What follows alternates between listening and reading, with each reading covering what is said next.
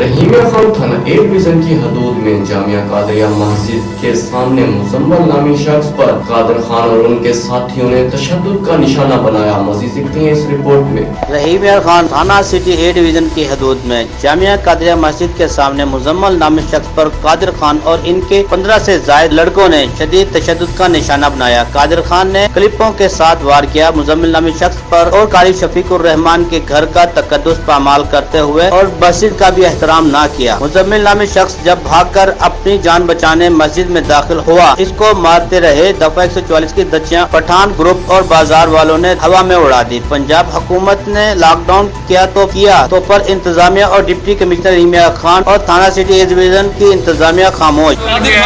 ठीक है, मैं इधर रेडी लगा के खड़ा था, उन्होंने बोला इधर हमने भी रेडी लगानी है। मैंने कहा भाई आप थोड़ा आगे करके लगा लो, इधर मैं खड़ा हूँ रश डल जाएगा। ठीक है, उन्होंने कहा तुमने लगाई है तो हमने लगाएंगे, जिसकी वजह से ना वो 11-12 पठान आ गए। उनके पास क्लिप और पिस्तौल थे, उन्होंने मेरे सर में भी क्लिप मारे, ये देखे तारा था, और उन्होंने मुझे भी मारा। नादिर खान था और उसके साथ पूरी गैंग थी उसकी 15-20 लड़कों की। ठीक है, बात ये है कि ये बाजार की लड़ाई थी, मदरसे का कोई ताल्लुक नहीं था। वो मदरसे में क्यों आया, और सबसे बड़ी बात है हमारे घर में क्यों घुसे। हमारी पर्दे वाली औरतें थी, ये हराम खोरों को पकड़े और मैं अपनी जान बचाने के लिए भागा हूँ। उन 15-20 को देखकर मैं अपनी जान बचाने के लिए मदरसे में भागा हूँ कि वो मदरसे में नहीं दाखिल होंगे।